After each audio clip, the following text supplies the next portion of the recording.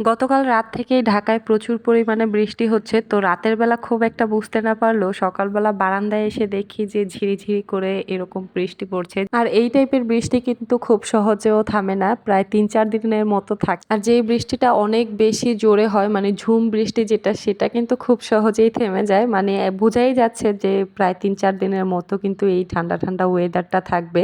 আর আপনাদের ভাইয়ার তো বৃষ্টি দেখলেই খিচুড়ি খেতে মন চায়, তাই সকাল সকালই বলা শুরু করেছে যে আজকে খিচুড়ি রান্না করো, অন্য কোনো কিছু রান্না করতে হবে না।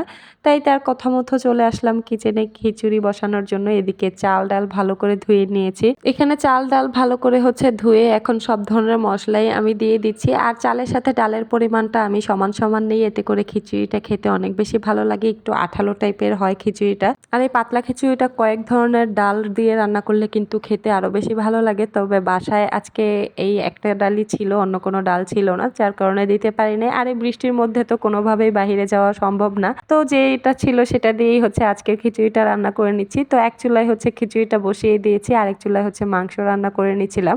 আজকে দেশি মুরগি রান্না করছি, বাসায় একটা মুরগি ছিল, সেটা দিয়েই আজকে রান্না করে খিচুড়ি দিয়ে খাবো। তো এই তো মুরগির জন্য সব ধরনের মশলাই একে একে দিয়ে কষিয়ে নিচ্ছি। তো মাংসের মশলাটা একটু ভালো করে কষিয়ে তারপর মাংসটা দিয়ে দিচ্ছি। তো আমি দেখা যায় মাংসের সাথে আলুটা যখন দেই তখন একসাথেই দিয়ে দেওয়ার চেষ্টা করি, কারণ এই মাংসগুলো সেদ্ধ হতে খুব একটা টাইম লাগবে না। আর আলুটা কিন্তু ইদানিং খুব একটা ভালোভাবে সিদ্ধ হতে চায় না। আর আমার কাছে একটু নরম নরম আলু হলে সেটা খেতে বেশি ভালো লাগে। তাই একসাথেই মাংসের সাথে আলুটা দিয়ে দিই, যেন খুব ভালোভাবে আলুটা নরম হয়ে যায়। তো ভালো করে মাংসের সাথে আলু মশলা সব কিছু মিক্স করে এখন ঢেকে মাংসটা রান্না করে নিব।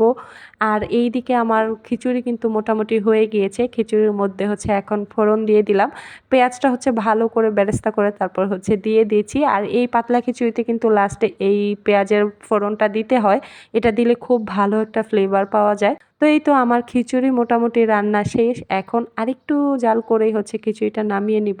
আজকের খিচুড়িটাতে খুব একটা ঝাল দেওয়া হয় নাই, যেহেতু রায়ান বাবুও খাবে।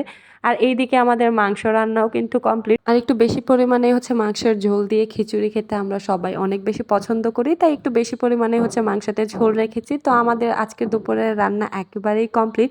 তো সবাই খাওয়া দাওয়া করতে বসে গিয়েছি। এটা আমার প্লেট। তো এখানে আমি খিচুড়ি, মাংস সাথে এক পিস লেবু নিয়ে নিয়েছি, যেটা ছাড়া একেবারেই খিচুড়ি অসম্পূর্ণ থেকে যায়। এই লেবু ছাড়া তো খিচুড়ি খেতে কোনোভাবেই ভালো লাগে না। তো এই ছিল আমাদের আজকে দুপুরে খাওয়া দাওয়া। তো কার কার বাসায় খিচুড়ি রান্না হয়েছে অবশ্যই কমেন্টে জানাবেন।